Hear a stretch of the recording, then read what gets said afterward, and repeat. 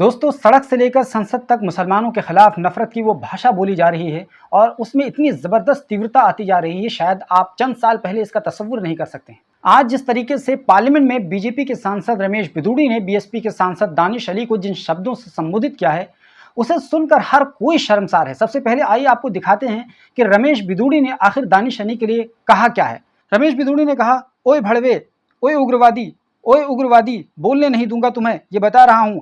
ओए उग्रवादी, कटवे, ये आतंकवादी है या उग्रवादी, ये मुल्ला आतंकवादी है, बाहर फेंको इस मुल्ले को। ये जो शब्द मैंने बताया, शब्दशः यही शब्द रमेश बिधूड़ी ने दानिश अली के लिए इस्तेमाल किया और जैसे ही ये वीडियो बाहर सामने आया, फौरन ट्विटर पर ट्रेंड करने लगा, हर कोई इस पर रिएक्ट करने लगा। और हो भी क्यों ना, क्योंकि जिस तरीके से एक सांसद द्वारा दूसरे सांसद को खुलेआम इस तरीके से शब्दों से संबोधित किया गया है, हर कोई सुन करके चकित है और प्रधानमंत्री मोदी से इस पर जवाब मांग रहा है और ये चाह रहा है कि प्रधानमंत्री मोदी ऐसे लोगों के खिलाफ कार्रवाई करें। दोस्तों, आइए आपको बताते हैं कि इस पर एनसी यानी नेशनल कॉन्फ्रेंस के लीडर उमर अब्दुल्ला ने क्या कहा।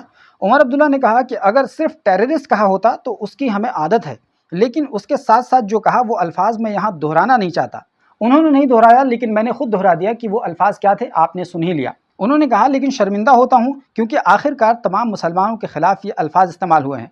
समझ में नहीं आता कि जो मुसलमान बीजेपी के अंदर हैं या बीजेपी के साथ जुड़े हुए हैं, वो किस तरह ये बर्दाश्त करते होंगे। मैं तो बीजेपी से बाहर रहकर मुश्किल समझता हूँ उसको बर्दाश्त करना। जो लोग उनके साथ मिलकर काम करते हैं, वो रात को सोते कैसे हैं जब उनके साथी उनके बारे में इस तरह का सोचते हैं। जो अल्फाज इस्तेमाल किए गए हैं वो सिर्फ एक एमपी के खिलाफ नहीं बल्कि तमाम मुसलमानों के लिए इस्तेमाल किए गए हैं।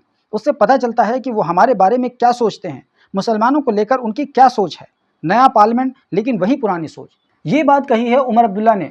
उमर अब्दुल्ला ने जितनी बातें कही हैं उससे मैं और आगे बढ़ाते हुए कहता हूं, मैं पूछना चाहता हूं उन मुसलमानों से जो बीजेपी के साथ जुड़े हुए हैं, अगर बीजेपी का एक एमपी इस प्रकार की बातें करता है, और केवल एक एमपी नहीं है बल्कि इससे पहले अगर आपने देखा होगा तो प्रवेश वर्मा, वो भी बीजेपी के सांसद हैं, वो किस तरीके से खुलेआम खुले मंच से मुसलमानों के आर्थिक बहिष्कार की बातें कर रहे थे। यही नहीं बल्कि अनुराग ठाकुर, वो मुसलमानों को गोली मार देने की बात कर रहे थे। यही नहीं बल्कि खुद गृह मंत्री वो शाहीन बाग में धरने पर बैठी हुई महिलाओं पर करंट लगाने की बात कर रहे थे और कह रहे थे कि बटन बाबरपुर में दबाओ और करंट शाहीन बाग पे लगे। यही नहीं बल्कि खुद देश का सर्वे सर्वा प्रधानमंत्री वो खुद कपड़ों से पहचानने की बात करता है, शमशान कब्रिस्तान की बात करता है। अब आप सोचिए कि जिसका मुखिया खुद इस मानसिकता हो, उसके जो चेले चपाटे हैं, चिंटू मिंटू है, उसके पीछे चलने वाले, और उसके जो एमपी हैं, सांसद हैं, छोटे मोटे हैं, विधायक हैं और छोटभैया नेता हैं, जाहिर है उनकी क्या सोच होगी, आप बखूबी अंदाजा लगा सकते हैं। ऐसे में जो मुसलमान इस पार्टी के साथ, इन सांसदों के साथ, इन नेताओं के साथ अपने आप को जुड़ाव महसूस करते हैं या उनमें अपना भविष्य तलाश करते हैं, उनको एक बार सोचना पड़ेगा, आत्ममंथन करना पड़ेगा कि आखिर वो किन लोगों के साथ अपना जीवन व्यतीत कर रहे हैं और किन लोगों के साथ अपना भविष्य तलाश कर रहे हैं।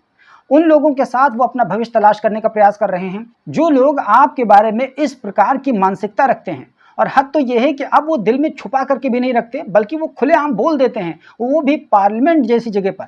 पार्लियामेंट जैसी जगह पर अगर वो खुलेआम आपके खिलाफ कटवे, मुल्ले, उग्रवादी, आतंकवादी इस जैसे शब्दों का इस्तेमाल करते हैं, तो आप अंदाज़ा लगा लीजिए कि आप किस पार्टी के साथ जुड़े हैं और आप वहां पर अपना भविष्य किस प्रकार से तलाश कर रहे हैं और वहां उस पार्टी में आपकी कितनी और कैसे हैसियत है। दोस्तों, एक बात मैं और आपको बता दूं कि जिस समय रमेश बिधूड़ी अपनी इस गंदी मानसिकता का परिचय दे रहे थे, वहीं बगल ही में बीजेपी के ही सांसद डॉक्टर हर्षवर्धन बैठे हुए मुस्कुरा रहे थे।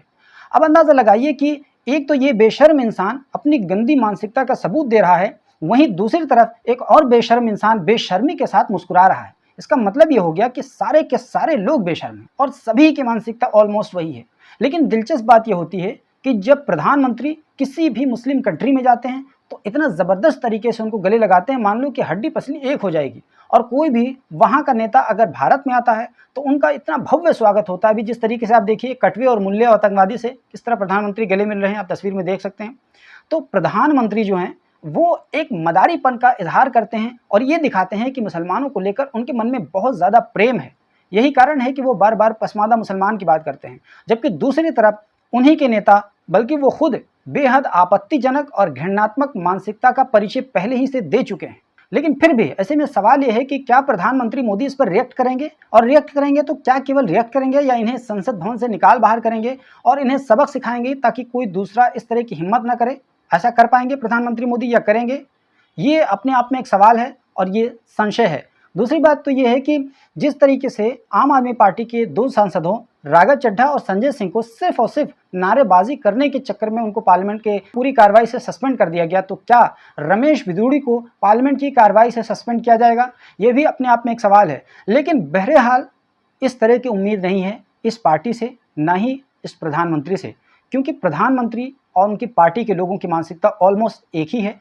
इसी वजह से हम ये कहते हैं कि जो मानसिकता आपके मन में है वो मानसिकता अब धीरे धीरे बाहर आ रही है, शब्दों के ज़रिए से, एक्शन के ज़रिए से, और अच्छा है कि बाहर आ रही है, क्योंकि ये बाहर आना बहुत ज़रूरी था, ताकि मुसलमानों को भी लगे कि आपके ताल्लुक से आपका प्रधानमंत्री और आपके सांसद किस प्रकार की सोच रखते हैं। दोस्तों, वैसे इस पूरे वीडियो के बारे में आपको क्या कुछ कहना है? इस शख्स के बारे में आपकी स्पेशली क्या राय है? जो भी आपकी राय बनती हो कमेंट बॉक्स में ज़रूर लिखिए, और हमारे चैनल पर पहली बार आए हैं तो सब्सक्राइब कर लीजिए, बगल में घंटी का निशान बना होगा उसको दबाकर ऑल पे सेट कर लीजिए, ताकि जैसे ही वीडियो अपलोड हो फ़ौरन इसकी जानकारी आपको मिले।